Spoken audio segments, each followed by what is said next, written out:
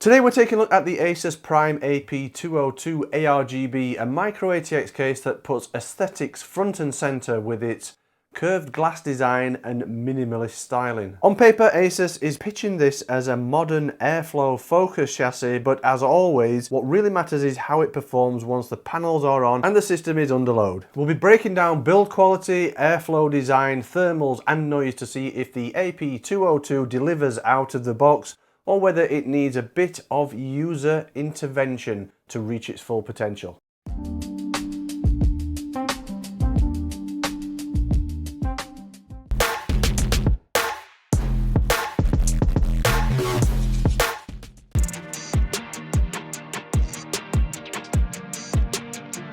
Before we dive into the details of this review, if you're enjoying the coverage and you're not subscribed yet, hit that subscribe button now. It really helps us to keep on delivering the in-depth content that KitGuru is known for. So this is the ASUS Prime AP202 ARGB. It's available in two different colours. You can get it in black or white colour schemes, and you can pick this up in the UK now from overclockers, priced at about £110. It features a single piece of tempered glass that wraps from the front to side for a panoramic view of components. A lower section slot vent provides optimised cooling, especially for the graphics card, via optional floor-mounted fans. It supports graphics cards up to 420mm long, radiators up to 360mm, and it features ambient lighting that can be synced with other components for custom looks. So this is a compact micro-ATX tower with dimensions of 441 by 236 by 460mm. It's built from steel, plastic and tempered glass, and as I say, you can get it in those two different colour schemes. Panel removal is quite easily, especially this wraparound glass. As you can see, the tempered glass panel is one piece and it wraps around the side to the front of the case. It's a very nice looking tempered glass panel. There's no distortion really where it is curved, which you sometimes see with curved tempered glass. To remove the glass, there's just a couple of thumb screws here and then it pushes off quite easily. It's a really nice action as well. There's a tab at the back. You just push it out and then it slides on a rail at the front and comes out really easily. And you can see the glass, especially in this black version, is a really heavily tinted glass panel. There's not a lot of modular panels or removable parts to the case, but the right hand side panel, that is also removable, tool free. It's just held in place on a couple of quick release pins, and as you can see, it's a plain steel side panel, but it does have a vent down the side for the side fans. The only other removable panel is the top panel. Clips out very easily, again just held in place with some hooks on one side and clips on the other. And as you can see, it's a mesh top panel. There's no additional dust filter in there, but naturally this will be used as an exhaust to install either a radiator up there or probably some exhaust fans. I guess the ultrafine mesh may add some filtration of dust if you do use this as an intake. Also on top of the case is the front I/O. Up there you have two USB 3.2 Gen 1 Type A ports, a single USB 3.2 Gen 2 by 2 Type C port, and then a combined 3.5mm headphone and microphone jack. There's also a power button up there and a reset switch. In terms of hardware support, so the cooling is, shall we say, quite interesting, as it comes as default from the factory in this. Included with the case are two 120mm fans at the side there and a rear 120mm fan. However, it's a slightly odd choice of configuration because ASUS ships this case with these two side fans as exhaust, and the rear 120mm fan, that's also an exhaust. And you are likely, if you're using an AIO, to run that at the top, as it's the only real position for a radiator. You would also be likely to use that as an exhaust too. So ASUS has gone for a quite odd choice of all exhaust in this case, and it's relying on negative pressure to suck air in through this vent on the power supply shroud. That's the only intake in this case, so it'd be interesting to see how that performs in terms of the thermal performance and noise, etc., with just this passive intake vent on the floor and the rest of the fans as exhaust. I have a feeling that it might be better to switch those round to intakes, but we'll take a look at that later. So in terms of the overall cooling support, as I say, You've got 220mm fan mounts there. Potentially you could install up to a 240mm radiator in that side mount. At the top it's 320mm fan mounts or up to a 360mm radiator. In the rear it's just a single 120mm, not 120 or 140, just 120mm. On the floor there's also a vent there and a bracket there for 320mm fans. There's just a few screws that hold that bracket into place. It is removable, you just have to remove 3 screws and then it lifts out. However, 2 of those screws are not captive, but the front one that is, so it's easy to just undo those 3 screws and lift that bracket out, install the fans on your bench or your desk, and then put the whole thing back in with fans in place. In terms of motherboard support, so it's either a micro-ATX or mini-ATX in here, but I have to point out that you need to be careful with your selection of micro-ATX motherboards and graphics cards if you want to run bottom fans. You can see here I have a micro-ATX board installed, a graphics card that's about 3.5 slots thickness, and you can see there's not much space at all between the graphics card and that bottom fan mount. The reason I bring this up is there's a few different types of micro-ATX boards. So this one has an M.2 slot right at the top there, and the by 16 PCIe slot is a little lower. It's 1 slot lower in effect. If you want to run a thick graphics card with fans, this isn't the ideal configuration. You really need to buy a micro-ATX motherboard that has the by 16 slot in the highest position, which gives a bit more clearance at the bottom. But even then, you will still be struggling with space between a graphics card and fans if you want to fit fans on the floor. I did some testing with a few different fans. ASUS sells the MR120 fans to match the ones that come with the case in reverse blade versions, but they're 28mm thickness. So I installed 3 of those on the floor with a 2.5 slot ASUS Prime RX 9070 XT, and it's extremely close with this type of motherboard with the by 16 slot a little lower. In fact, it's that close that the shroud of the cooler actually contacted with those fans. Reducing the fan thickness to 25mm did improve clearance. There's a tiny bit of clearance with 25mm fans, but ideally I'd suggest using a micro-ATX board that has the by 16 slot in the highest position. So graphics card thickness is something you need to consider depending on the motherboard type that you're using. However, it does support graphics cards up to 420mm long, so that should cover most graphics cards on the market. And in terms of CPU air cooling, you can install a CPU air cooler up to 175mm tall. Just spin the case around so you can see the rear. It's a standard ATX or micro-ATX layout with the rear motherboard I/O on this side, 120mm fan mount, 4 PCIe slots below that, and then right at the bottom is the mount for an ATX power supply. Inside this right-hand compartment you can see all the cable management, the fans and the power supply.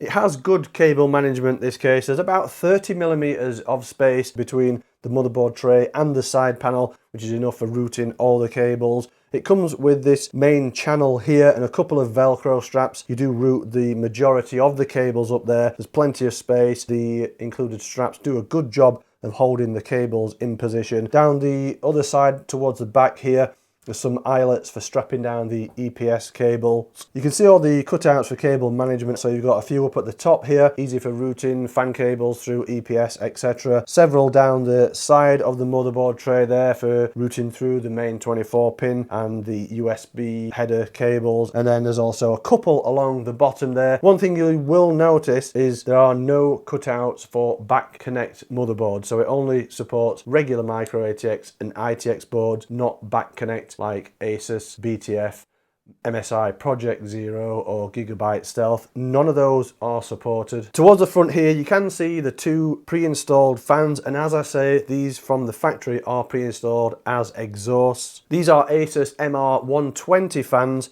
with a speed or PWM speed up to 1600 RPM, so this should be adequate for airflow and cooling in a case of this type.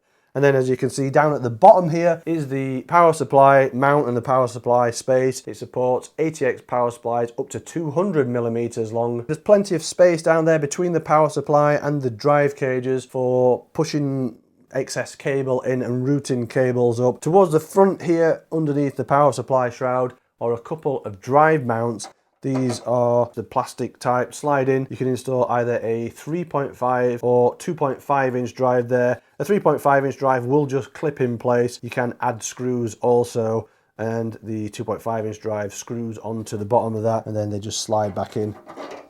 Nice and simple for drive installation. Sniper Power PC are bringing Christmas magic to gamers everywhere. We've got giveaways all the way up until Christmas, Santa-approved deals on our best builds, and even more surprises to come this festive season. So check out our website, keep an eye on our socials for more information, and win yourself some freebies. On the floor of the case is the only removable dust filter. At the back here, there's a pretty large vent for the power supply there, and it uses the perforated steel type of removable dust filter there. There's also 4 feet on the floor, and that raises the case up by about 25 millimeters, so there is plenty of space between the surface and the floor of the case for airflow into the power supply fan. There isn't much in terms of accessories included with the case. You do get a user manual and a bag with all the installation screws and a few zip ties for cable management. So that was a quick run through of some of the features and specifications of the ASUS AP202 ARGB. If you want to check out those features and specifications in a little more detail and see all our thermal testing methodology, you can head over to KitGuruTech, where there will be a written page for the ASUS AP202 ARGB. So let's move swiftly on to the thermal performance and noise testing. I really want to take a look at the different fan configurations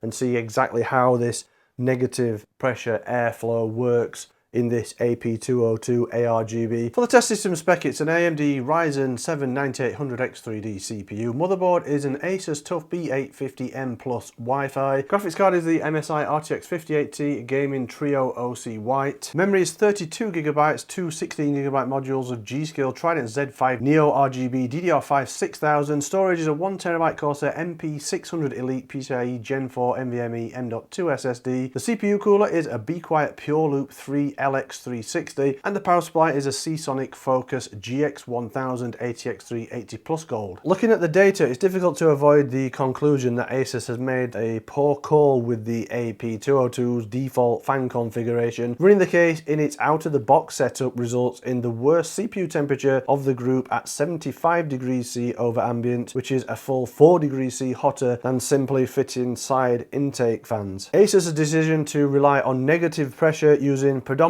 exhaust fans and expecting fresh air to be pulled in through the lower vent clearly doesn't work particularly well in practice, at least for CPU cooling. While adding bottom fans to the default layout claws back a modest 2 degrees C improvement, it still fails to match the performance of a more conventional intake-focused airflow strategy. The GPU results also help explain why some fan additions don't deliver the gains you might expect. In the default configuration, the GPU sits at a very reasonable 50 degrees C over ambient, and while side intake nudges this slightly higher, the changes are relatively minor overall. Where things become less effective is when bottom mounted fans are introduced. The AP202 simply doesn't leave much vertical clearance between the GPU and the floor of the case, so adding fans here risks partially obstructing airflow rather than improving it. Side intake remains the most sensible optimization, improving CPU thermals without meaningfully harming GPU temperatures, while the bottom fan mounts are best treated as optional rather than essential. Noise results mirror the thermal behavior and once again highlight the weakness of the AP202's default airflow setup. In its stock configuration, the case is the loudest on test at 42 decibels under load, suggesting the negative pressure, exhaust heavy approach is forcing the fans to work harder by pulling air through restrictive vents. Switching to side intake fans immediately improves matters, dropping load noise to 39 decibels, a clear audible reduction, while idle noise remains unchanged at 36 decibels. As with thermals, adding bottom fans brings little benefit and actually pushes noise back up to 41 to 42 decibels. Limited clearance beneath the GPU restricts airflow, increasing turbulence rather than easing fan workload. The consistent 36 decibel idle result across all tests confirms that these differences only appear under load. Ultimately, the AP202 can be reasonably quiet when the default airflow strategy is rethought and a side intake configuration is used to let the fans operate more effectively. To try and highlight the issue with this